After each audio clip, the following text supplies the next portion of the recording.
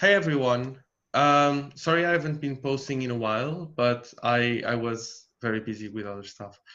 And today I will introduce a person that I've invited again. I'm very excited about this idea of having other people speaking in my channel. We have now entered cancer season, and I think this is a subject that it is most appropriate for cancer season. And today I brought Camila Machado. She's a friend of mine. Um, she has been my student, but we've become friends and we work together. She's been a psychotherapist within the Gestalt and Jungian tradition for a long time, and we are going to talk about dreams. We've done some work in regards to dreams before, but we never mixed dreams and astrology, and we've been talking about that for a while. It's a sort of titanic work, always to try to look at dreams from all of these different lenses. So we just sort of decided that a video was a good place to start, and that's that. Maybe I'll just ask Camila to say a few words about herself, to introduce herself to you guys, and then we'll be talking about dreams and astrology and the sort of work that we did to bring to you in this video. Yeah. Well, Yeah. hello, everyone.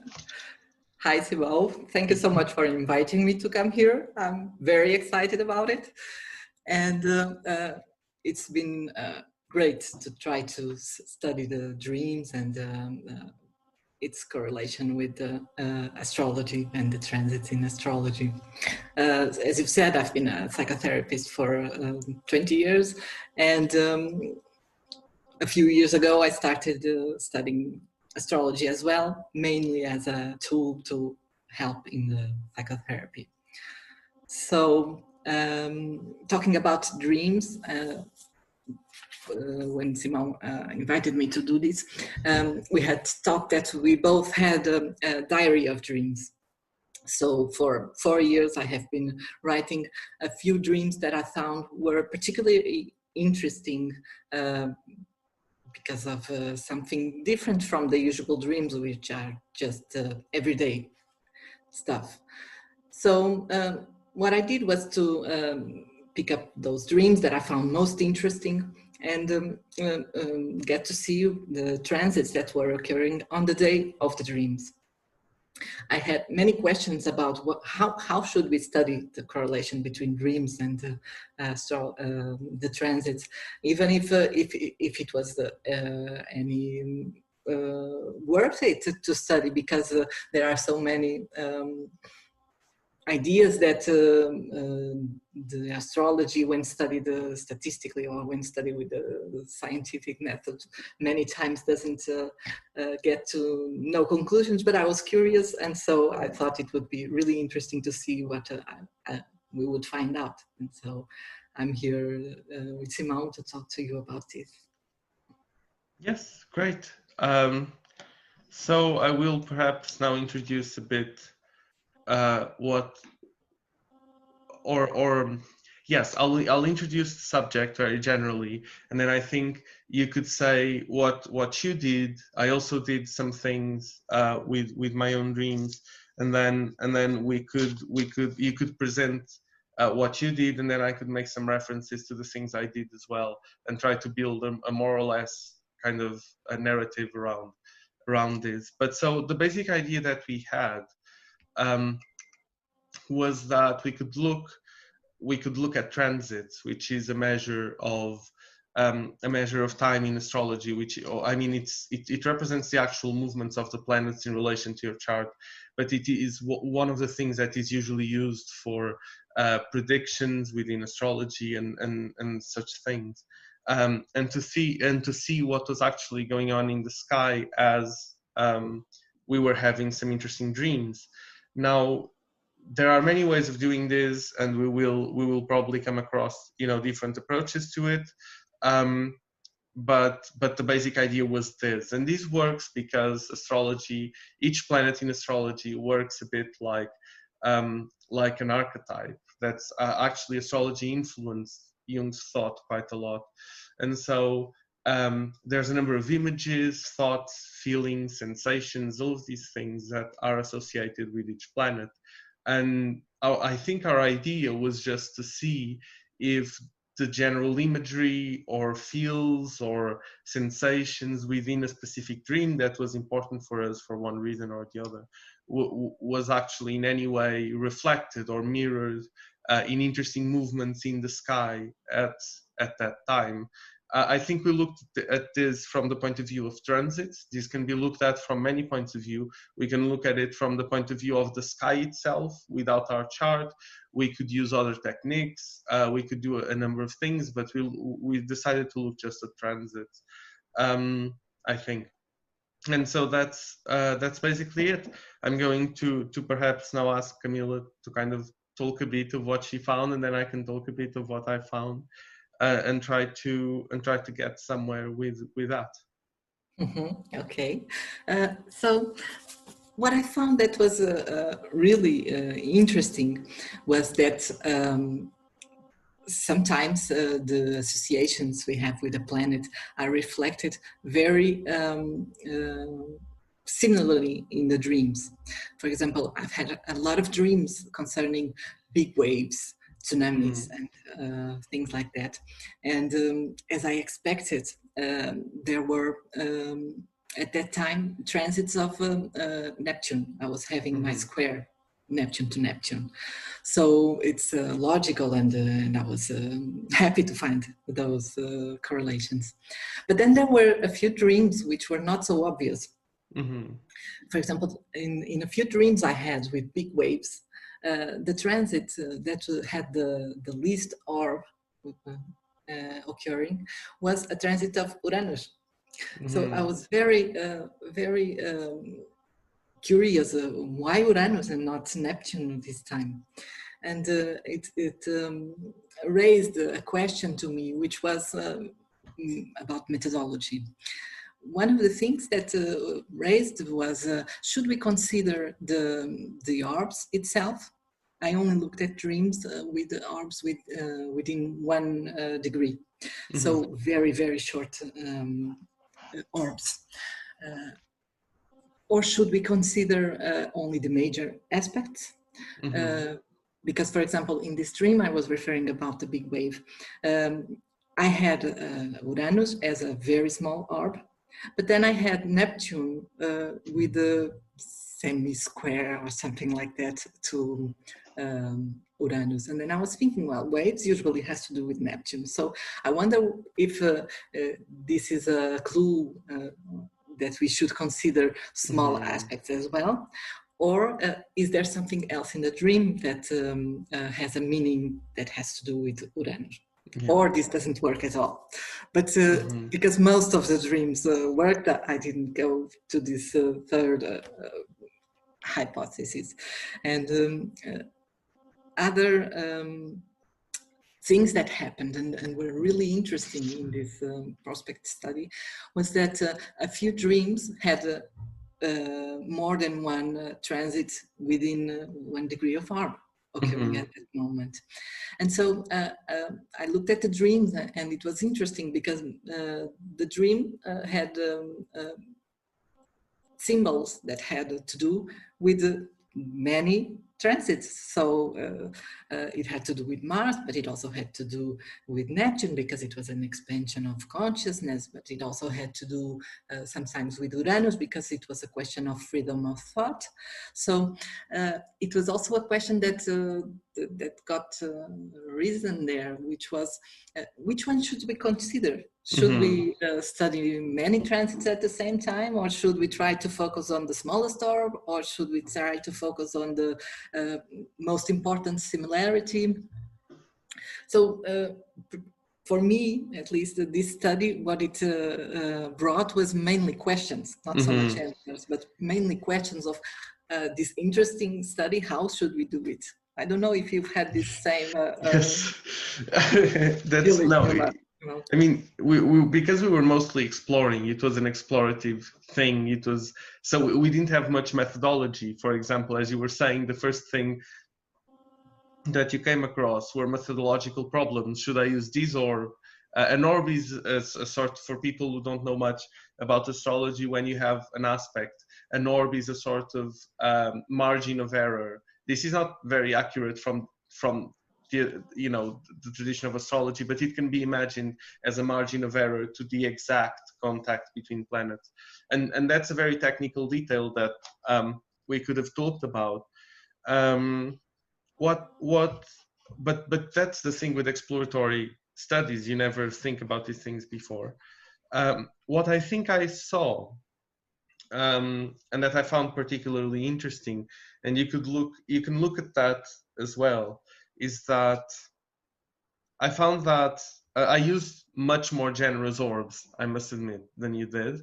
Not huge orbs, but I'll try to explain how I did it. But I didn't contain it to 1 degree.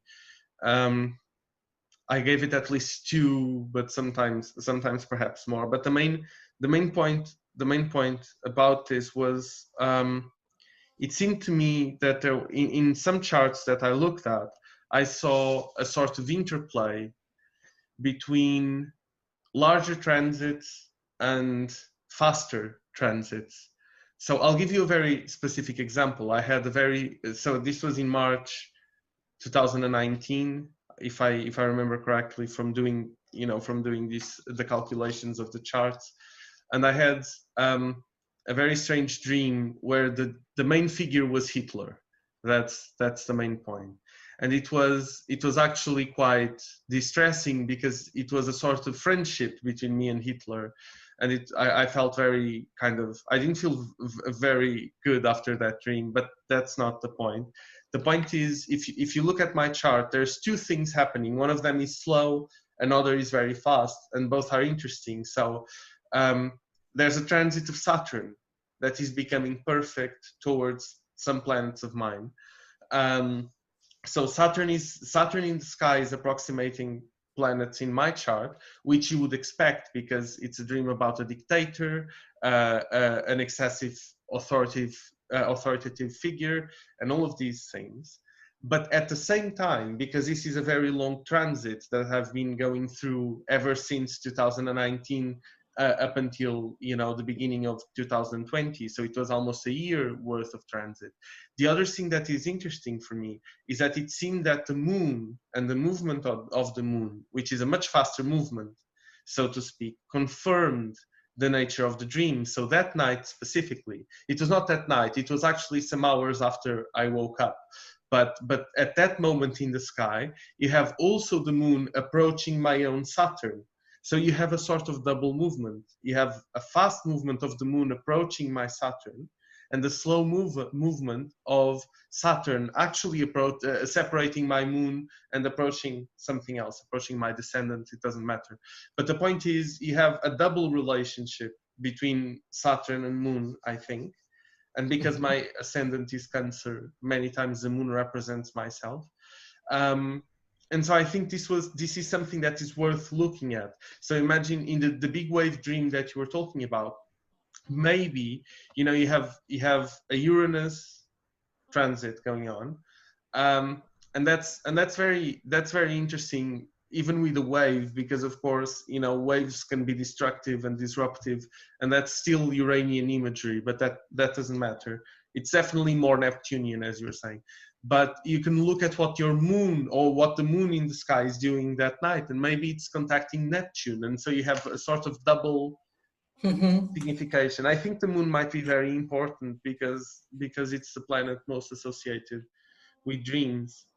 Now, one thing that could be interesting as well to look at, I don't know if you saw it from this perspective, but you could look at, but I noticed that most important dreams that I could remember from the last year and a half, and I never thought these to be true, were like the vast majority. I looked at 11 dreams, which was less than you, but I'd say that 9 out of these 11 had very strong Saturnian symbologies. There were other things, you'd get your Neptune stuff and your Pluto stuff, but Saturn was always implicated, especially in the movement of the moon, which was very interesting, I thought.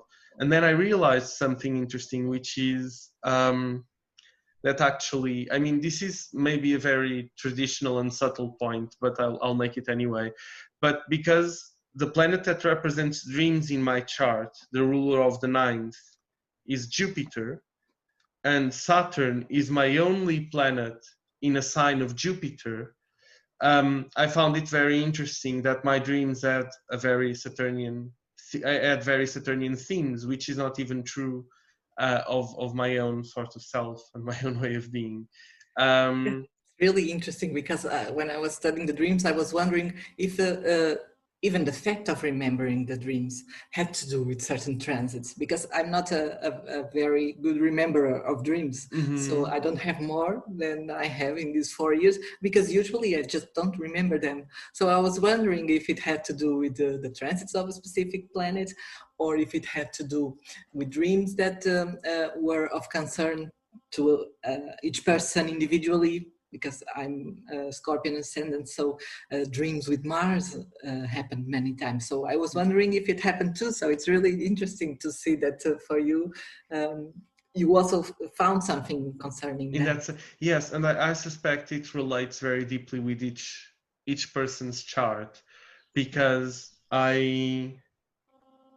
honestly, I can remember, if I think very hard, a martial dream in these last few years, a single one, and it was very short and it was just an image. So I don't have a lot of dreams with Mars imagery or Uranus imagery for that matter. There's something much more Saturn, much more chthonic, I'd say, about my dreams, perhaps, which is very interesting. So there's imagery there that we can make sense of. So the project already makes sense, I think, if there's imagery that we're able to make sense of. I don't think, I mean, then this is a matter of style. I don't think that, you know, I don't even want to try to create a big theory of dreams and astrology, but it does show that astrology has a power to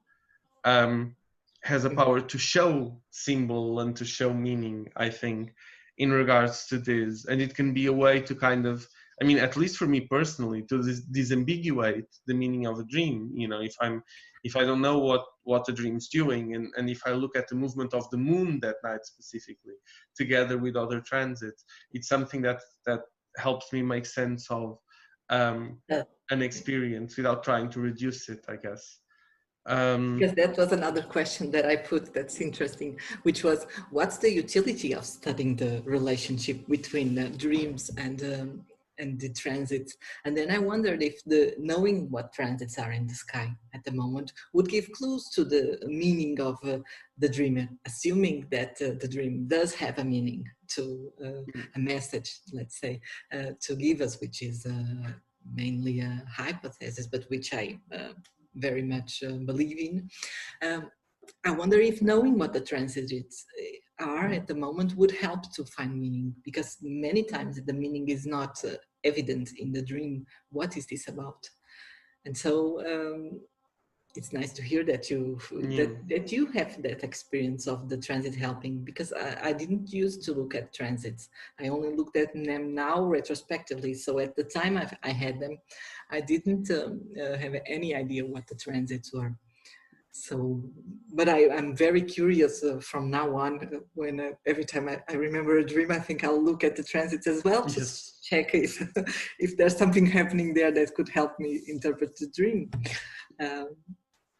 About the other thing. Go ahead, sorry. No, I was, I remember the dream I had about the other aspect. You were saying that there's the big transit and then the small planets transit occurring, which I think was interesting, which is a dream, you know, about the Mars dream. Mm-hmm. We call it the Mars dreams because there were bombs falling, and we thought we had to do with Mars symbology. But it was a dream that the main, the smallest orb there was Uranus aspect, sextile between Uranus and the Sun. And we always had this conversation about whether this was a Mars symbol, or because when I had it, I thought it was a Uranus symbol, and we talked about it and a lot. And then when I checked the transits, it was so nice to see that there was Uranus making a sextile to the Sun, but also Jupiter was making a trigon to Mars. So both Mars yes. and Uranus were there. Oh, that's remarkable because you see, yes, no, that's remarkable because if you remember, you were saying that the bombs falling looked cartoonish because they were very fat and big and very cartoonish, and that's a great image of a Mars trining Jupiter, you know, cartoonish, big cartoonish bombs. That is a very remarkable showing of symbolism. You know, that's in itself. You have the dream. You have the dream in the sky as well. That is really beautiful. Actually, that's the type of imagery that I expect to find when there's an interesting. I mean, when there's room to do astrological work, you know. And it was actually, as you were saying, because we share. I mean, we were part of a dream group together that met sporadically because it's in Portugal and I'm not living there. But we did discuss this. But most people in that group were people that came with an astrological background, which seems to me to be an important point. And that's why we talk of the dreams in terms of Mars and Uranus and all of that, because it's a shared language. Camila, for example, only Camila would have a Gestalt language to express these things, but we all had astrology language. And the most interesting thing is that the two sort of planets that we were debating, as you were saying, were Uranus and Mars, without having any idea of transit. I mean, I didn't have any idea of your transits at the time. I suspect other people didn't either. So that's a very interesting thing you found there. I think you were talking about the usefulness of this, and I think there's two. I think this goes to the heart of debates about astrology. I think there's two things. You know, if you're doing dream work, in a sense that you are, because you're a psychotherapist, I think it's useful because of the reasons you said. You know, that's the main point. You have illuminating symbolism to make reference to, the same way that Jung makes reference to alchemy when discussing dreams. So it's a form of amplification. It becomes richer to talk about the dream. But there's another side to it, which is from that's more the theoretical point of view. But for the astrology, you know, astrologer, sorry, in a way, there's something about finding symbolism. You know, that's why we write so many things retrospectively, really. I don't know if you've ever thought about that, but you don't see astrologers trying to predict much. What you see is astrologers trying to look back and make sense of things that happened, you know, historically and all of that.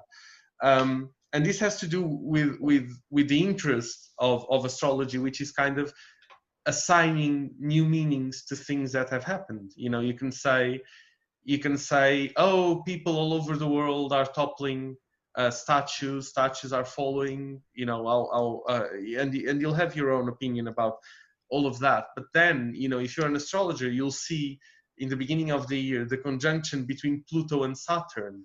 And it's quite remarkable, this thing of the big metal sort of historically crystallized statues falling. And this doesn't give us an explanation, but it does give us a sort of mythological background where we make sense of the event, you know. And then you see, do you know, this is just very fast, but I think you'd appreciate this. For example, if you go back to events like the 9/11, so the September 11 attacks, and you see, for example, Saturn in Gemini being opposed by Pluto in Sagittarius.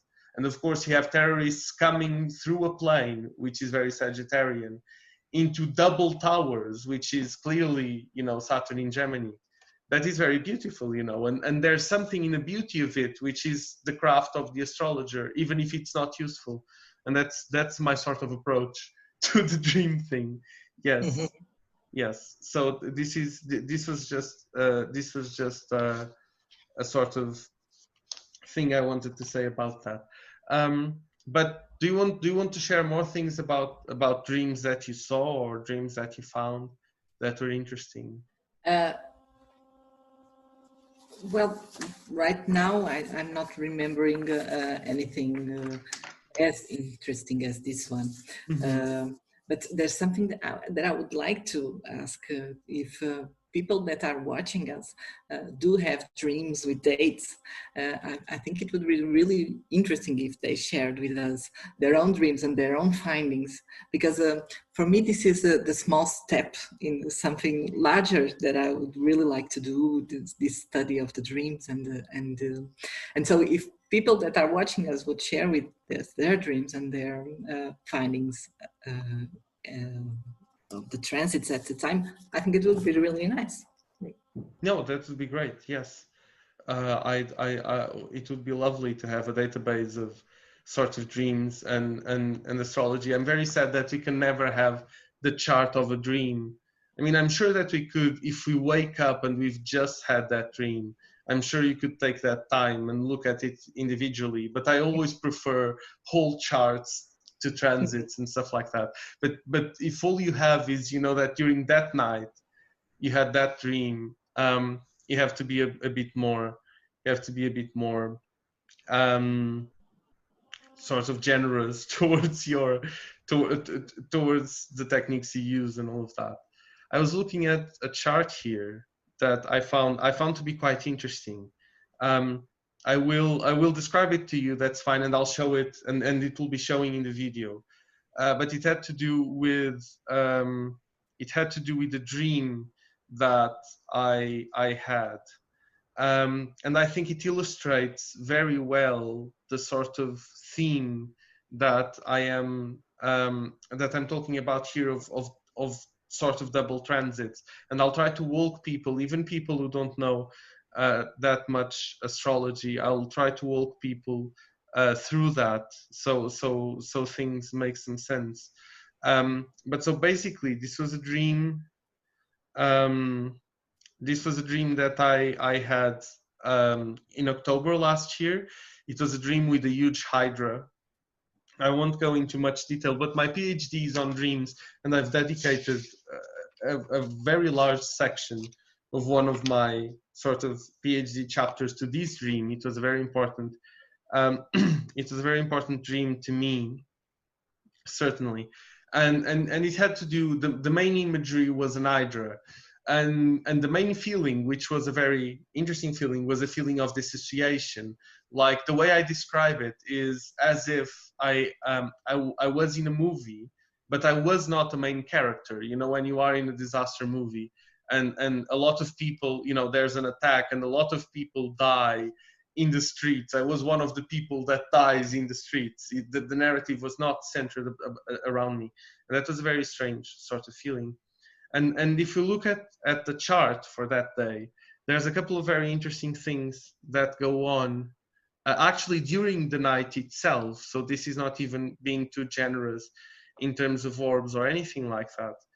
There's something going on in the night itself. And so in terms of large transits, you have Pluto that I've had during, you know, the entirety of 2019 and the beginning of 2020. You have Pluto in my descendant, and it is now exactly conjunct at this moment to my natal Neptune, which is a very interesting thing in general terms, because you have a water monster or a water dragon.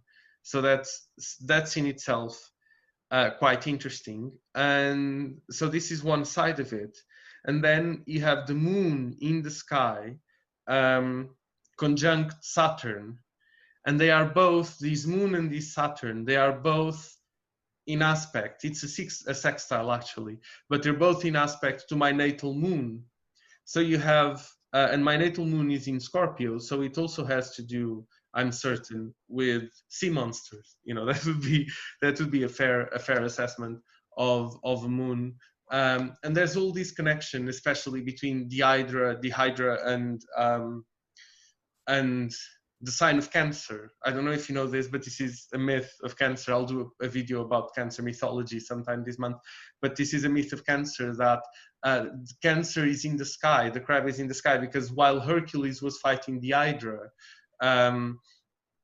hero wanted to boycott him, wanted to stop him from winning the war. So she sent a crab to bite Hercules' feet, and Hercules kind of was so enraged at the crab that he kicked him, and he kicked him so far that he kind of stayed in the skies as a constellation. So that this is one of the various myths that we find in Greek writings about the sign of Cancer. So you do have a semiotic, an hermeneutical connection between the Cancer of my ascendant and the Hydra.